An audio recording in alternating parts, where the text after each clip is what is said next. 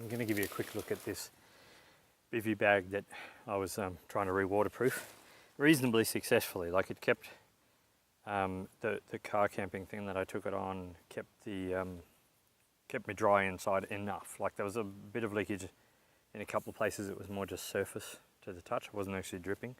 I'll give you a quick look at this because it's quite a unique device, Bivvy. I got it from overseas. It's Dutch Bivvy bag. They make a hoop Bivvy now. It's called the NL, I think, NL Dutch hoop Bivvy with a one hoop. This is an older one. This is exactly the same as the Carinthia Observer because of its unique feature to kind of allow snipers to, I'll show you close up, but there's a hatch bit, a little zip on the front that allows snipers apparently to look out, more likely observers with scopes. I kind of got it because you could do wildlife photography and stuff, stick a lens out through it. And I like the lightweight and fully waterproof Bivvy style bag. I hadn't had a lot of experience with it, and I'll do a comparison with this one and a traditional Bivvy in tent, but I'll give you a quick look at it and then explain why I'm selling it. This thing is very cool in concept, different to a normal Bivvy. A normal Bivvy bag actually is kind of just like this, as everyone probably knows. It's just like an outer to your sleeping bag, and when you pull it up over your head, this material rests on your head. Now, I've sort of tried that and realised quite quickly that that's not going to work for me. I just don't like stuff on my face. So I saw this Bivvy, did a bit of research and found that they're very rare, but I originally was looking at the Carinthia Observer, some YouTube videos on it, and I liked the idea of the design. I wasn't particularly enamored with the one hoop Bivvy because it's still, I think, well, to me it felt like it might be still claustrophobic to get in it. And when I saw this, which has the two hoop design, I just thought maybe it's going to be a bit better for, well, not being quite so claustrophobic, because it creates a lot more space up the front. And I like some of the other features in it. It's a unique Gore-Tex material developed for the military, so it's a laminate and fully breathable. I've read good things about it. And this, as I say, has a lot of unique features. It's very easy to set up. Couple of poles through. Okay, so as you can see, I might just put I'll put a thermarest in it to give it a bit of body, because I'll show you the inside and the reason that I'm not keeping it, which is relevant. So what we've got, as you can see, the two poles leave quite a big space.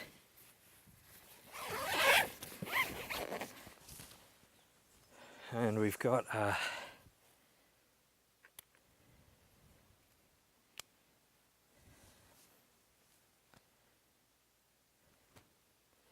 it's got a mesh, insect mesh, or the actual bigger cover, and inside bigger cover, the waterproof.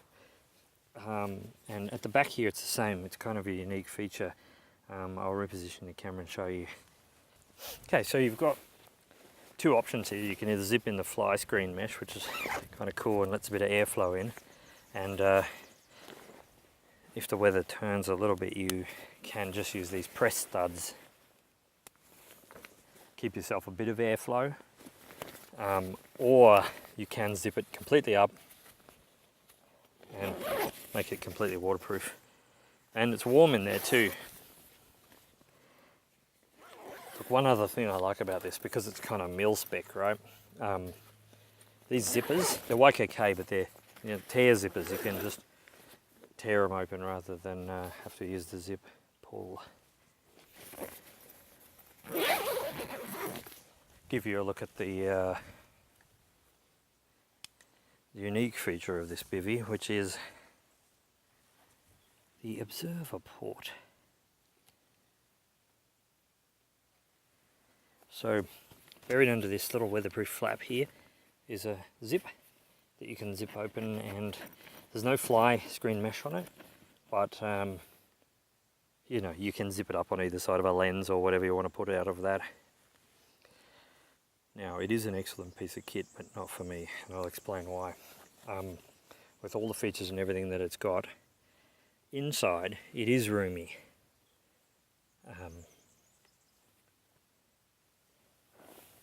There's much more room than a traditional bivvy bag.